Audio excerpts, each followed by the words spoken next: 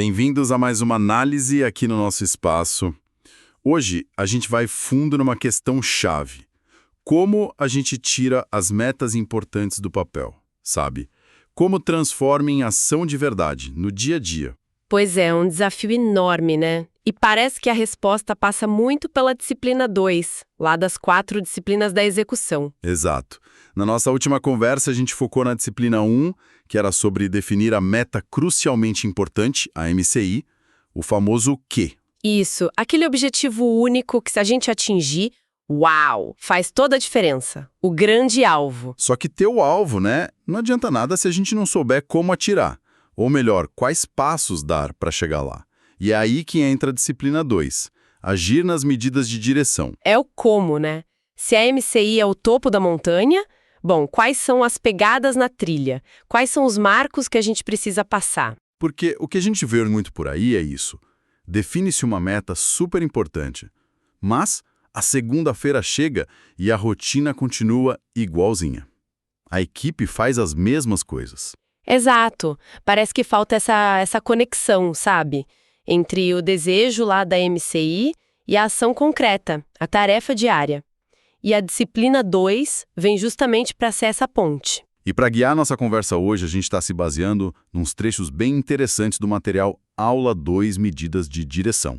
Faz parte desse framework das 4 disciplinas. Um material bem rico que ajuda a clarear essa parte da execução. E a nossa missão aqui, então, é tentar decifrar bem a diferença entre 2 tipos de indicadores que eles apresentam. E mais importante, entender por que focar em um deles parece ser o segredo para a coisa acontecer de verdade.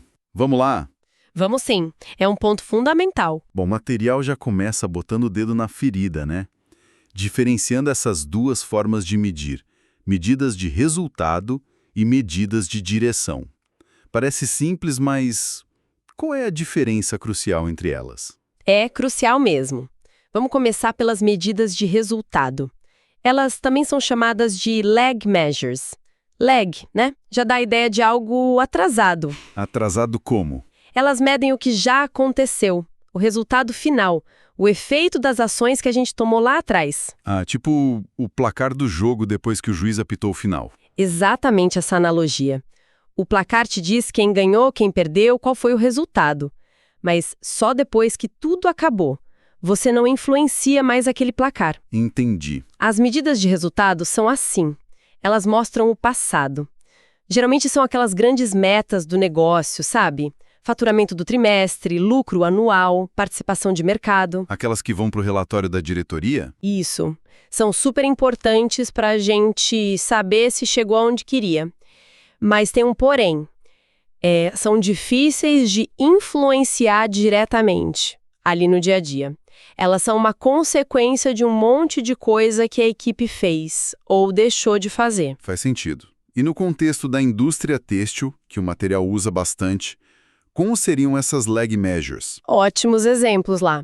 Pega o percentual de retrabalho. Ele mostra quantas peças tiveram que ser refeitas, certo? Certo. Bom, isso é um resultado. É consequência de como foi o processo de produção antes. Você só mede depois que o retrabalho já aconteceu. Entendi.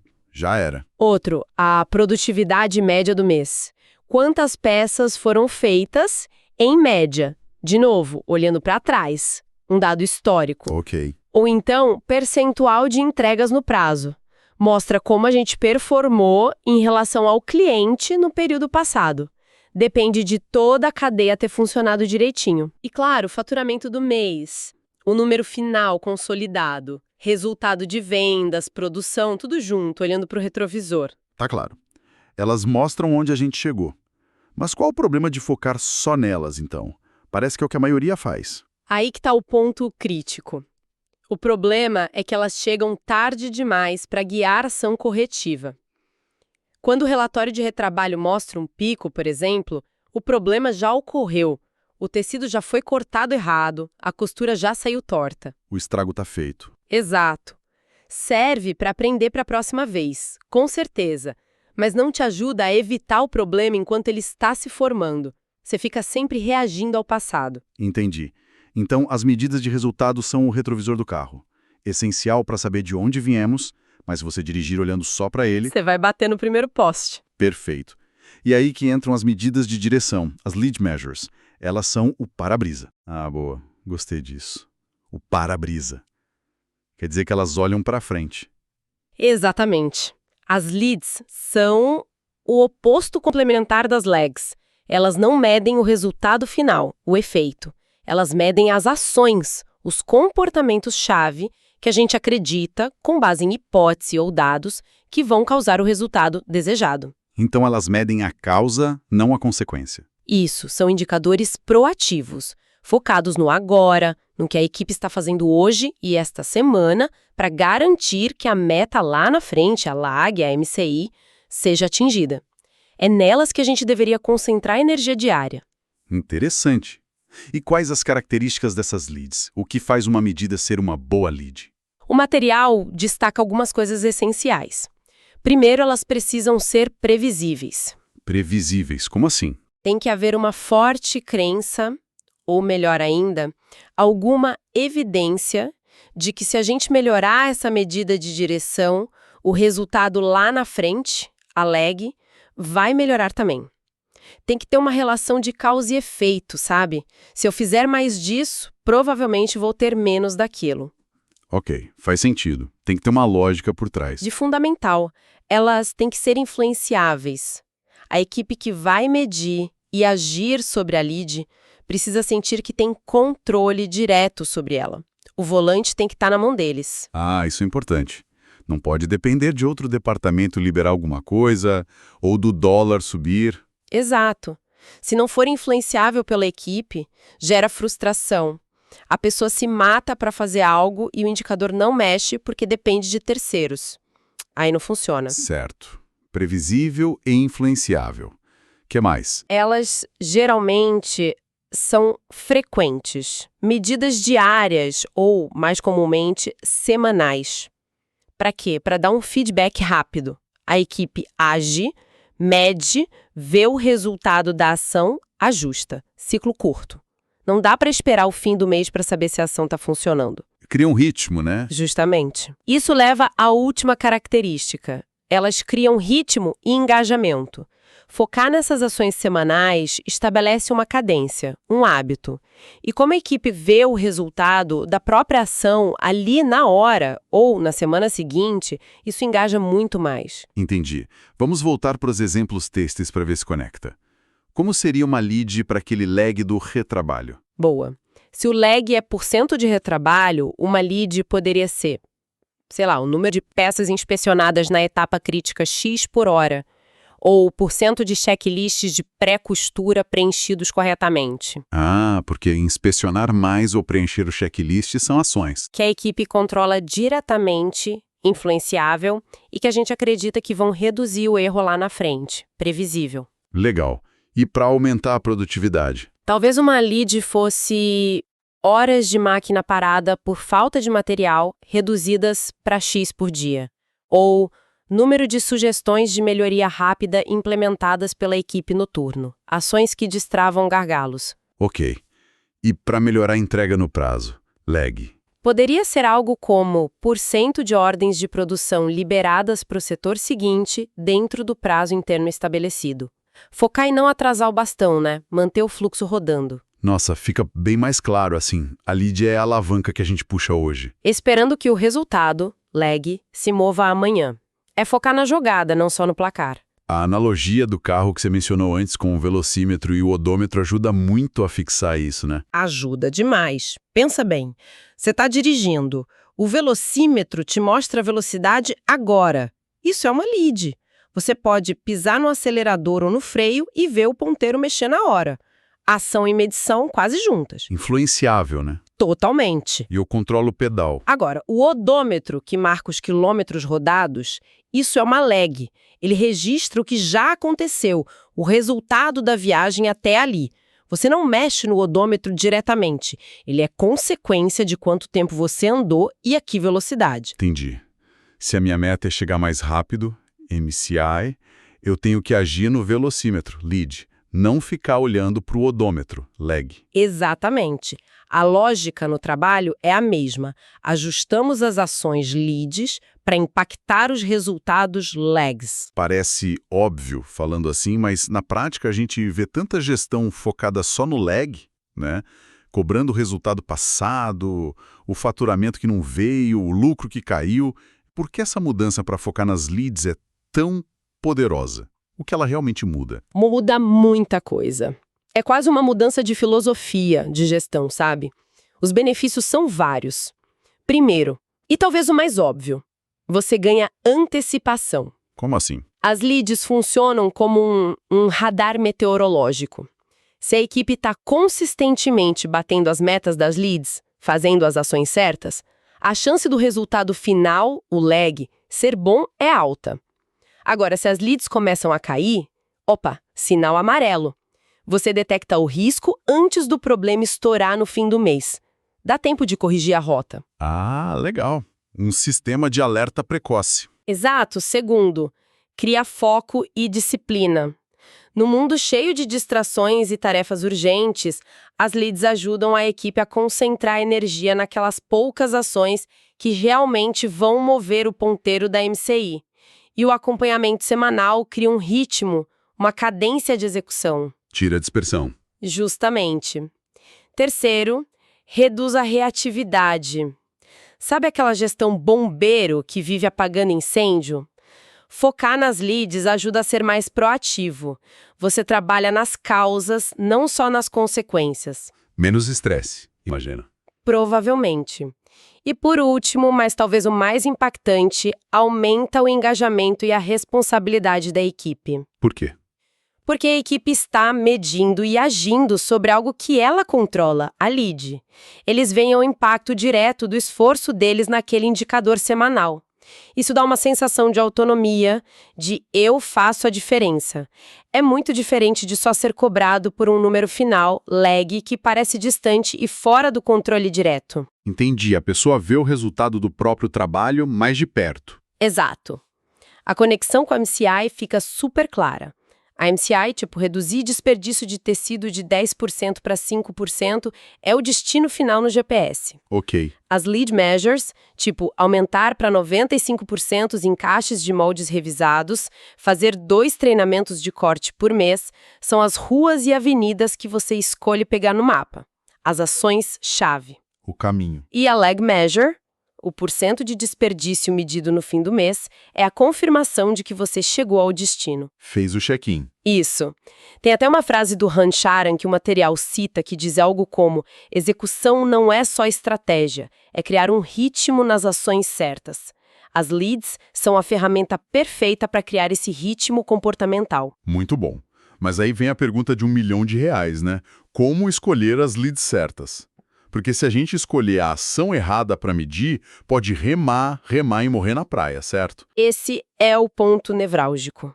Escolher leads ruins é um perigo. O material dá umas dicas, uns filtros bem importantes para ajudar nessa escolha. Quais são? Primeiro, simplicidade e clareza. Todo mundo na equipe tem que entender o que aquela medida significa e como o trabalho dela contribui para aquilo. Nada de indicador complicado que só o chefe entende. Tem que ser direto ao ponto. Ok, fácil de entender. Segundo, reforçando o que já falamos, controle pela equipe. A equipe que vai ser medida tem que ter autonomia para influenciar aquele indicador. Se depende muito de fora, a chance de dar errado é grande. Certo, poder de ação. Terceiro, e esse é o mais crítico talvez, poder preditivo. A equipe precisa acreditar firmemente e, idealmente, ter dados ou evidências que mexer aquela lead vai realmente impactar a MCI. Senão, vira só mais uma tarefa, um número para preencher planilha, sem propósito real percebido. Essa conexão tem que ser forte e clara para todo mundo. Exato, é a validação da hipótese de causa e efeito. E, por último, acompanhamento frequente. A métrica tem que ser algo que dê para coletar e discutir toda semana, ou até todo dia em alguns casos, para ter aquele ciclo rápido de ação, feedback e ajuste que a gente falou. Entendi. Quase um checklist, então. É simples, a gente controla, a gente acredita que vai dar resultado na MCI, dá para medir toda semana. Perfeito. Se a resposta for sim para tudo isso, grandes chances de ser uma boa lead. Se tiver dúvida em algum ponto, especialmente no poder preditivo ou no controle, talvez valha a pena pensar mais um pouco. É fácil cair na armadilha de medir o que é fácil, em vez de medir o que realmente importa. As chamadas métricas de vaidade. Boa dica. E os exemplos práticos que o material traz por setor ajudam a tangibilizar isso, né? Ver como seria na costura, no corte. Ajudam muito. Mostram como aplicar a ideia na prática. Por exemplo, lá na costura, uma lead poderia ser porcentagem de checklists de qualidade preenchidos por turno. Uma ação direta para pegar problema cedo, impactando o retrabalho lead. Faz sentido. No corte, talvez, porcentagem de moldes revisados antes de cortar. Evita aquele erro inicial que custa caro lá na frente. Ok. No acabamento, número de lotes inspecionados 100% antes de embalar. Garante o padrão que vai para o cliente. Na expedição, porcentagem de pedidos conferidos com checklist completo antes de sair. Menos erro na entrega, cliente mais feliz. Até para áreas de apoio, né? Sim, PCP e qualidade, por exemplo. Número de reuniões semanais de alinhamento com os líderes de produção. Garante que todo mundo está na mesma página. E para a liderança em si? Também tem número de feedbacks estruturados sobre desempenho aplicados pelo líder por semana.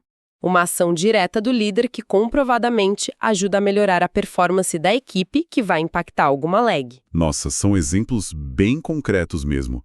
Mostram que dá para achar leads em qualquer área. Com certeza.